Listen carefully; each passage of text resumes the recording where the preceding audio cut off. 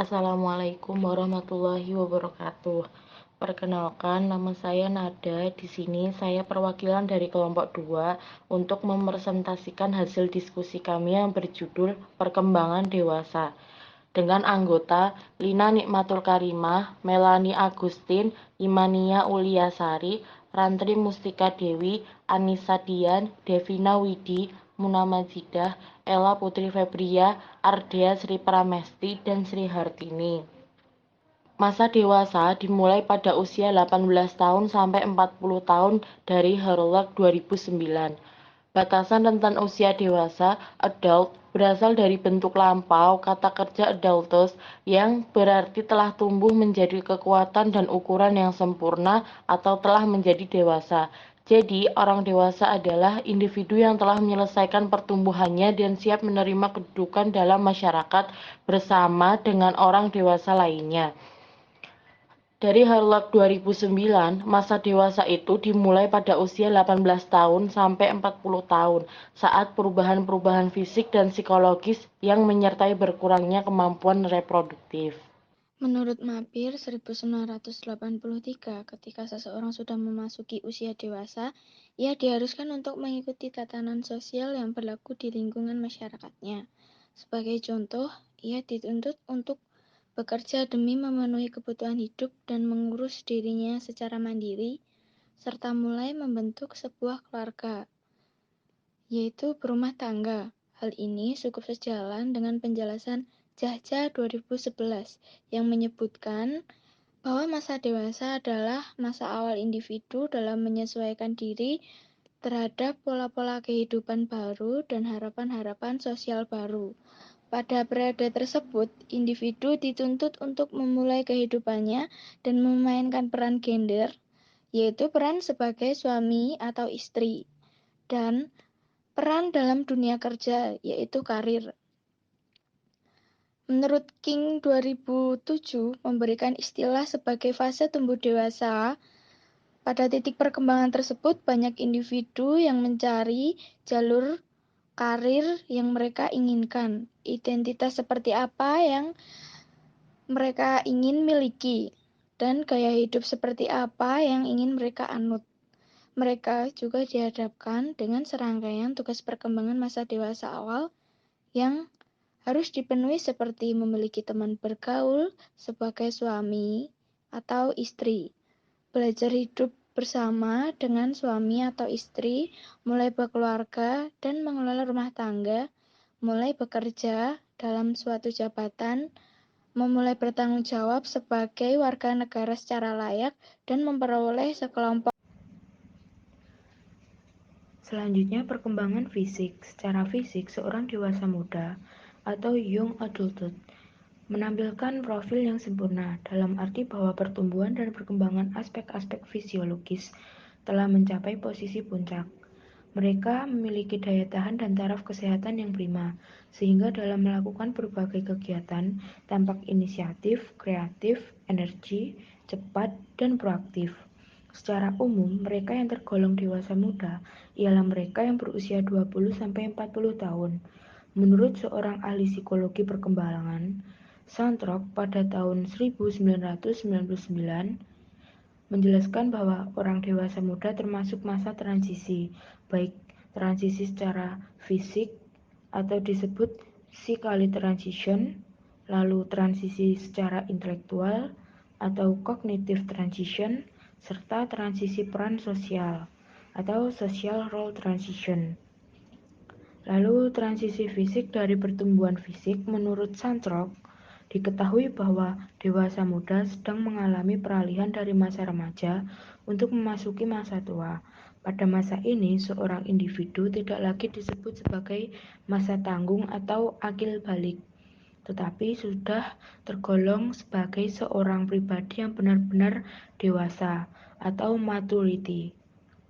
Ia tidak lagi diperlakukan sebagai seorang anak atau remaja, tetapi sebagaimana layaknya seperti orang dewasa lainnya. Penampilan fisiknya benar-benar matang, sehingga siap melakukan tugas-tugas seperti orang dewasa lainnya, misalkan bekerja, menikah, dan mempunyai anak. Ia dapat bertindak secara bertanggung jawab untuk dirinya. Kognitif dewasa awal. Perkembangan kognitif dapat dipahami sebagai proses yang terjadi secara internal pada pusat susunan saraf ketika manusia tengah berpikir. Perkembangan kognitif menurut psikolog, menurut Piaget, remaja dan dewasa awal sama-sama berada pada tahap operasional formal, tetapi tingkat kualitasnya lebih baik pada masa dewasa awal. Menurut Perry, remaja berpikir dualistik. Dewasa awal berpikir dengan plural relativisme total. Menurut Thurman dan Helms, perkembangan kognitif dewasa muda berada pada post-formal reasoning.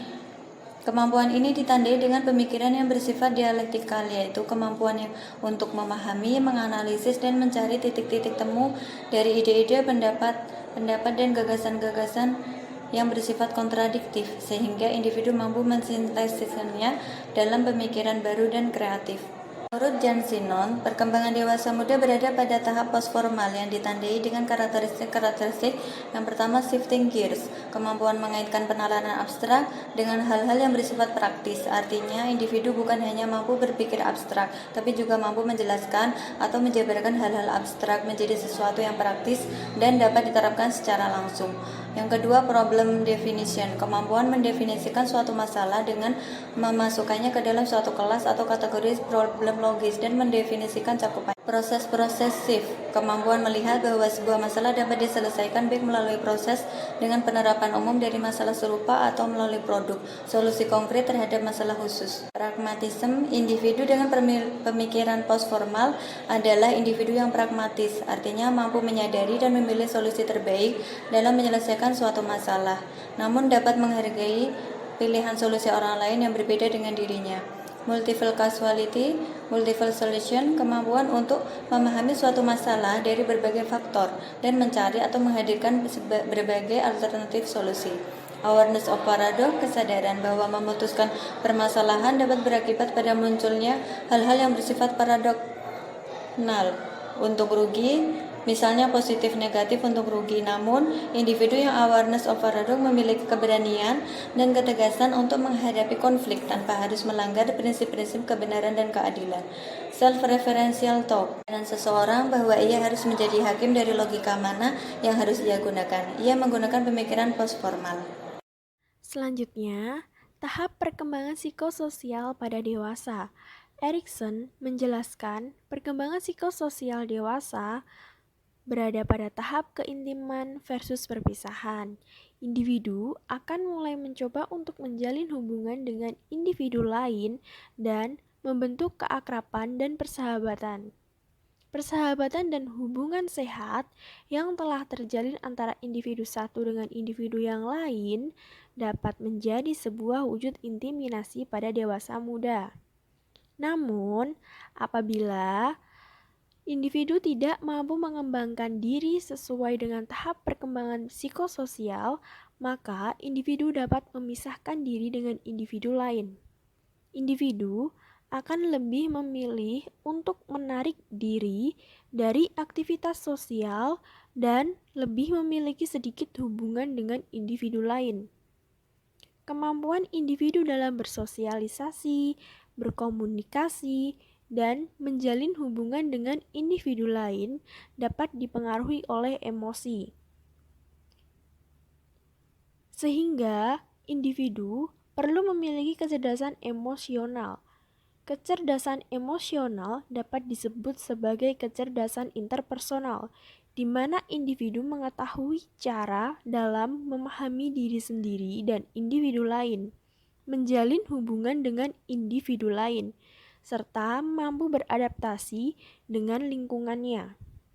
Perkembangan psikososial dapat dipengaruhi oleh usia dan jenis kelamin. Individu yang berusia lebih tua lebih mampu memahami diri sendiri dan individu lain, serta lebih baik dalam menjalin hubungan dengan individu lain. Individu yang memiliki usia di atas 21 tahun memiliki kemampuan yang lebih baik dalam menjalin hubungan dengan individu lain. Selanjutnya, perkembangan moral dan agama. Yang pertama, perkembangan moral. Menurut Kohlberg, dalam teori perkembangan moral, di masa dewasa awal maupun dewasa tengah, sejumlah individu bernalar di tahap post-konvensional. Pada tahap postkonvensional dibagi menjadi 2 tahap, yaitu orientasi kontrak sosial dan prinsip etika universal. Orientasi kontrak sosial artinya orang dewasa memfokuskan pengambilan keputusan pada hak-hak dasar dan proses demokrasi. Sedangkan prinsip etika universal artinya orang dewasa membuat keputusan berdasarkan prinsip-prinsip keadilan. Yang kedua, perkembangan agama. Masalah-masalah keberagamaan pada masa dewasa sebagai berikut. Yang pertama, masa dewasa awal. Masalah yang dihadapi adalah memilih arah hidup yang akan diambil dengan menghadapi berbagai kemungkinan pilihan. Yang kedua, masa dewasa tengah. Masalah sentral pada masa ini adalah mencapai pandangan hidup yang matang dan utuh yang dapat menjadi dasar dalam membuat keputusan secara konsisten. Yang ketiga, masa dewasa akhir. Ciri utamanya adalah pasrah. Pada masa ini, minat dan kegiatan kurang beragama. Hidup menjadi kurang rumit dan lebih berpusat pada hal-hal yang sungguh-sungguh berarti. Selanjutnya, karakteristik keberagamaan pada masa dewasa sebagai berikut. Pertama, menerima kebenaran agama berdasarkan pertimbangan atau pemikiran yang matang, bukan sekedar ikut-ikutan. Yang kedua, cenderung bersifat realis, sehingga norma-norma agama lebih banyak diaplikasikan dalam sikap dan tingkah laku. Yang ketiga, bersikap positif terhadap ajaran dan norma-norma agama, dan berusaha untuk mempelajari dan memperdalam pemahaman keagamaan. Kasus 1. Pada kasus 1 ini berjudul Regulasi Emosi pada Wanita Dewasa Awal yang Ditolak Cintanya, Studi Kasus pada Cinta Tak Terbalas, yang ditulis oleh Alifa Astari Hendriana dan Wiwin Hendriani dari Fakultas Psikologi Universitas Airlangga Surabaya. Subjek pada penelitian kasus 1 ini yaitu wanita yang berada pada awal usia 20 tahun dan pernah ditolak cintanya dalam situasi cinta yang tidak terbalas. Subjek 1 melakukannya dengan cara yang aktif, yaitu dengan langsung menyatakan kepada penolak cintanya. Subjek 2 melakukannya dengan cara yang pasif, yaitu dengan memberikan perhatian kepada si penolak cintanya.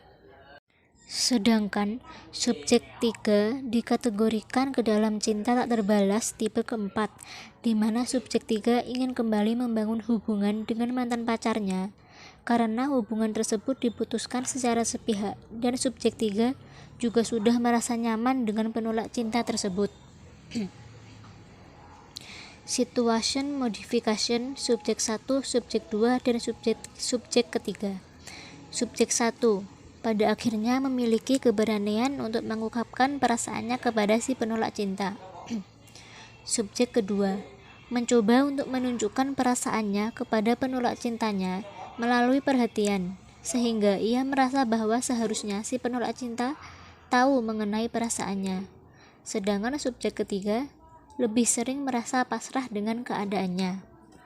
Pada regulasi emosi yang dilakukan subjek 1 dan subjek 2 lebih memiliki banyak kesamaan dibandingkan dengan subjek ketiga.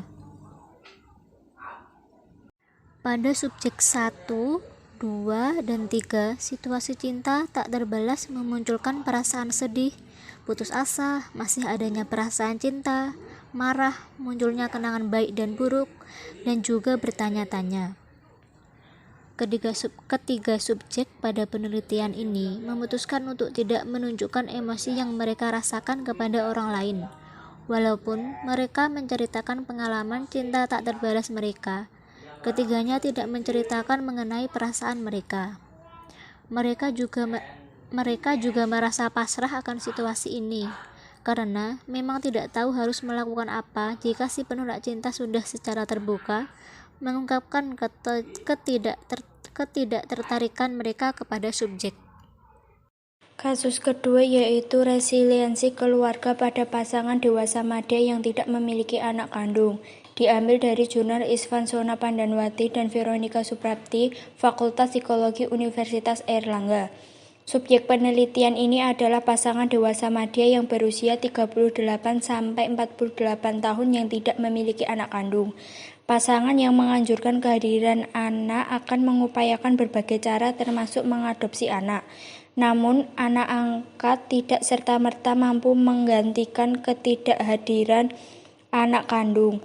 Data dari rubrik konsultasi menyebutkan bahwa B tetap berselingkuh meski telah memiliki anak angkat.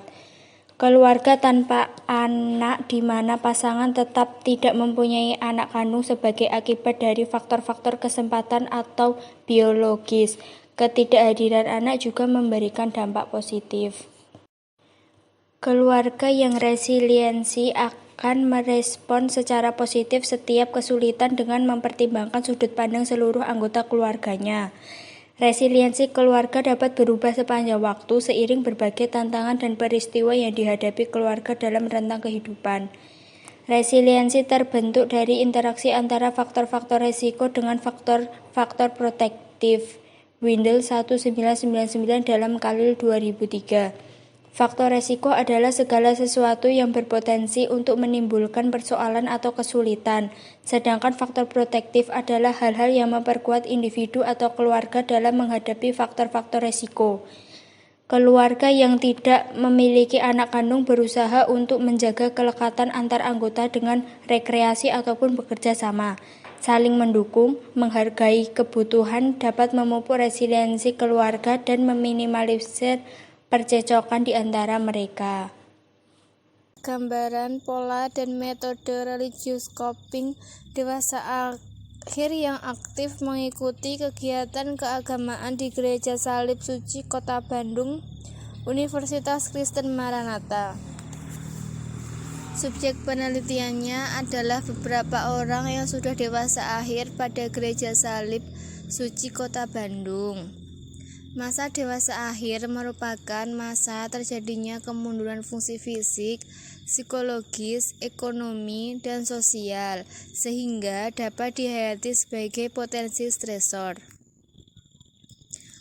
Kemunduran fungsi diri tersebut dapat dihayati sebagai peristiwa yang negatif dalam hidup dewasa akhir yang mempengaruhi kesejahteraan dewasa akhir tersebut.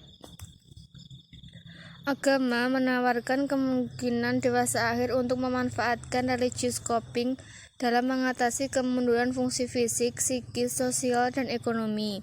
Keadaan tersebut memberikan manfaat bagi dewasa akhir untuk mengurangi perasaan kesepian. Sistem orientasi yang dimiliki oleh dewasa akhir akan diterjemahkan ke dalam metode coping yang spesifik dan sistem ini akan mempengaruhi proses coping. Agama menawarkan kemungkinan dewasa akhir untuk memanfaatkan religious coping dalam mengatasi kemunduran fungsi fisik, psikis, sosial, dan ekonomi. Keadaan tersebut memberikan manfaat bagi dewasa akhir untuk mengurangi perasaan kesepian. Sistem orientasi yang dimiliki oleh dewasa akhir akan diterjemahkan ke dalam metode coping yang spesifik dan sistem ini akan mempengaruhi proses coping.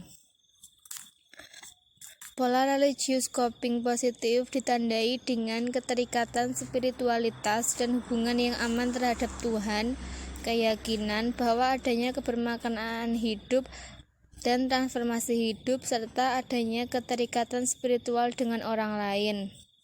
Pola religious coping negatif ditandai dengan hubungan dewasa akhir dengan Tuhan yang kurang menimbulkan rasa aman, pandangan dewasa akhir akan dunia sebagai suatu yang lemah dan mengancam, dan agama sebagai suatu perjuangan dalam pencarian makna. Sekian presentasi dari kelompok kami. Terima kasih atas perhatiannya.